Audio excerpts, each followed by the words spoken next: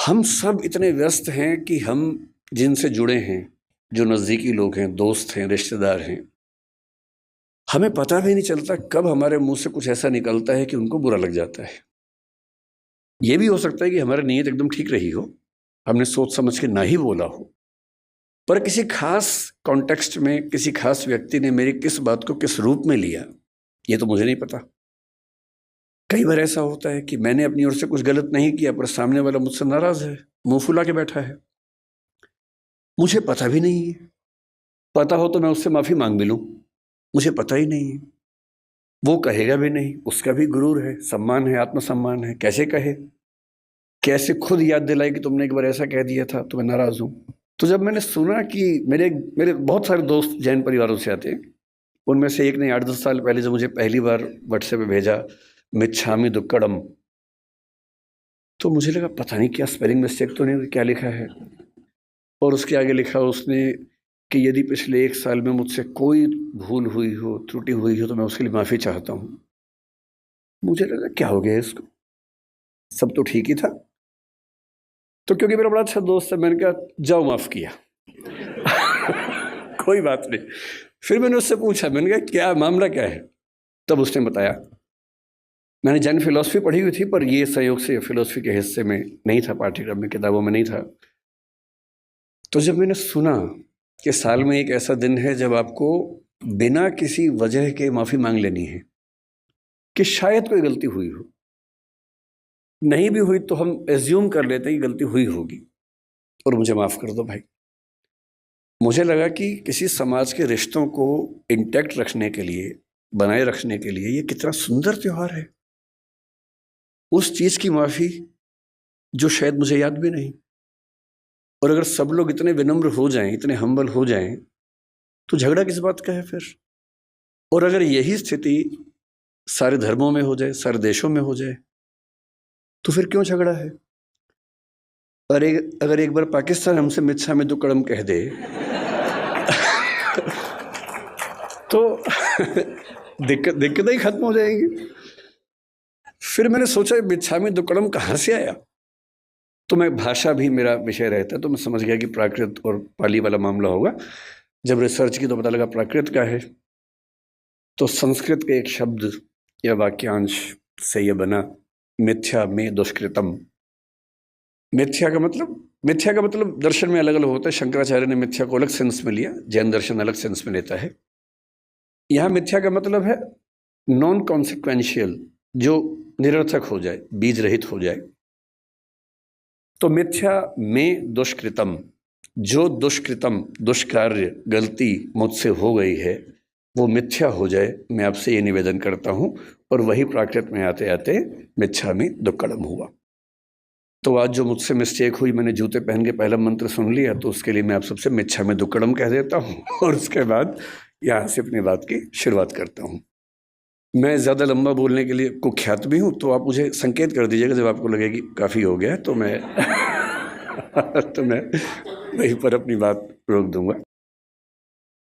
तो विषय की जब बात हुई तो मयूर जी ने 2-3 सुझाव दिए। तो ये बोले कि हम सब की आजकल एक बड़ी दुविधा पेरेंटिंग को लेके है, अपने बच्चों को कैसे संभालें। जब मुझसे कोई कहता ना कि पेरेंटिंग की दुविधा है, बच्चों को कैसे संभालें, मुझे बच्चे भी दिमाग में आते हैं कि पेरेंट्स को कैसे संभालें ये। और मैं जनरली बच्चों के साथ खड़ा होता हूँ इस मामले में, पेरेंट्स के साथ में कम खड़ा होता हूँ। और मुझे सच में लगता है कि ज़्यादा सीखने की ज़रूरत पेरेंट्स को है, न कि बच्चों को है।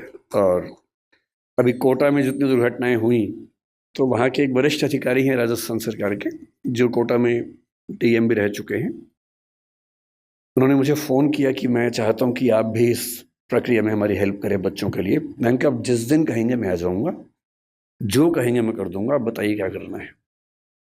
बोले कोटा में बहुत सारे बच्चे हैं, हम चाह रहे हैं कि उनसे आप बात करें। मैंने कहा एकदम आ जाऊँगा, लेकिन अगर आप मेरी सलाह माने तो उनके पेरेंट्स से बात करवाइए, क्योंकि ये दिक्कत बच्चों की नहीं है, ये दिक्कत पेरेंट्स की है।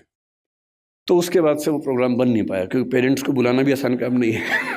बच्चों को तो घेर घार के आप बिठा सकते हैं, पेरेंट्स को आप कैसे बुलाएं। लेकिन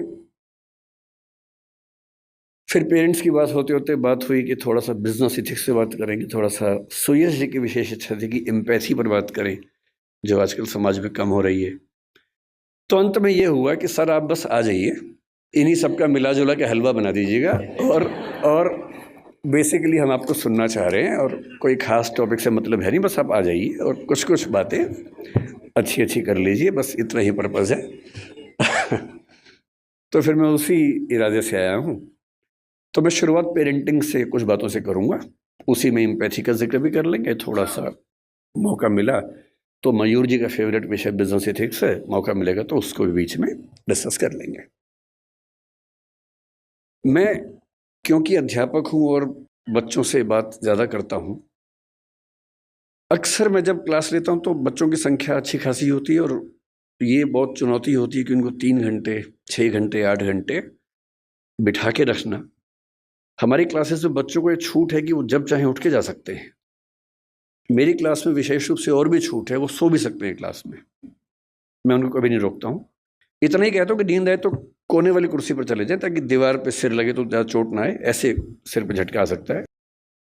वो मेरी क्लास में खा भी सकते हैं। मैं खुल के बोलता हूँ कि मेरी क्लास में आपको बिल्कुल नहीं सोचना है, खाने का मन करे खाते रहो, नींद आए सो जाओ, उठने का मन करे उठ के चले जाओ, मुझे कहीं कोई दिक्कत नहीं है। अगर आप मेरी क्लास में उठ पा रहे हैं, खा पा रहे हैं, तो ये मेरा फेलियर है, आपका नहीं है कि मैं आपको रोक नहीं पा रहा हूँ। तो इसी बहाने मुझे फीडबैक भी मिलता रहता है कि मैं कैसा पढ़ा रहा हूँ, तो आप लोग अपना हरकतें करते रहिए और मैं अपना काम करता रहूँगा। तो बहुत ज़रूरी होता है कि उन बच्चों को बहुत शुष्क तरीके से ना बताया जाए, थोड़ा रोचक तरीके से बात की जाए। रोचक तरीके से बात करने का एक ही तरीका है कि आप उनको कहानियों के माध्यम से बताएं, एग्जाम्पल्स के माध्यम से बताएं, एनेक्डोट्स इनको हम कहते हैं, घटनाओं के माध्यम से बताएं।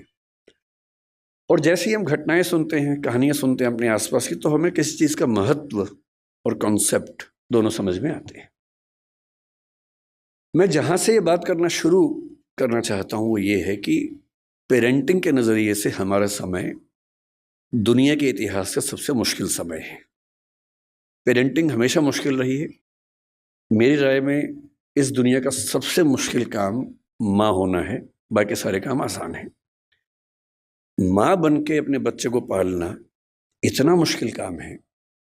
मतलब बाप लोग जाते हैं, बिजनेस करते हैं, पैसा कमाते हैं, सब कुछ करते हैं, बड़ी बात है, वो भी छोटी बात तो नहीं है। लेकिन उससे ज़्यादा मुश्किल है एक छोटे बच्चे के साथ 24 घंटे गुजारना, बिना क्रोधित हुए गुजारना, उसकी हर तरह की जिद, हर तरह की छटपटाहट, बेचैनी को झेलते हुए गुजारना, अपने जो करियर हो सकता था उसको दांव पे लगा के उसकी ज़िंदगी को संवारना। एक छोटा बच्चा एक स्टार्टअप जैसा होता है, क्योंकि जैन समुदाय है इसलिए मैं ऐसी भाषा ज़्यादा बोल रहा हूँ। एक स्टार्टअप जैसा है, आप उस पर 15, 17, 18 साल इन्वेस्ट करेंगे, बहुत सारी पूंजी खर्च करेंगे, समय खर्च करेंगे, तो जाके उसकी वैल्यूएशन बनती है। और नहीं तो जैसे स्टार्टअप फेल होते हैं, 1000 में से एक आधी पास होता है, बहुत सारे स्टार्टअप फेल होते हैं। तो ये परवरिश की दुनिया में भी होता ही है। जब मैंने कुछ घटनाओं की खोज की कि आजकल के चैलेंजेस क्या हैं, तो मैं घटनाएं पढ़ के बहुत घबरा सा गया। फिर मैंने कारणों की खोज की। मैंने देखा कि पिछले केवल 6 महीने की अगर मैं बात करूं या 2-3 साल की बात करूं, तो ये घटना कि किसी पेरेंट ने अपने बच्चे को मार ही दिया, किसी भी दौर की तुलना में ज्यादा हो रही है। फिलिसाइड एक शब्द होता है साइकोलॉजी में। फिलिसाइड का मतलब है अपने बच्चे को मार देना। फेलिसाइड जिस गति से हमारे समाज में इस समय है, उतना किसी दौर में नहीं था। आज के ही अखबार में खबर मैंने पढ़ी, परसों की खबर है। कर्नाटक का एक जिला है, उत्तरी कन्नड़ बोलते हैं उसको। एक माँ अपने बच्चे से इतनी परेशान हो गई, 6 साल का बच्चा था, ठीक से सुन नहीं सकता था, ठीक से बोल नहीं सकता था, कि अंत में उसने क्या किया, परसों एक नदी में जहां बहुत सारे मगरमच्छ थे, अपने बच्चे को फेंक दिया।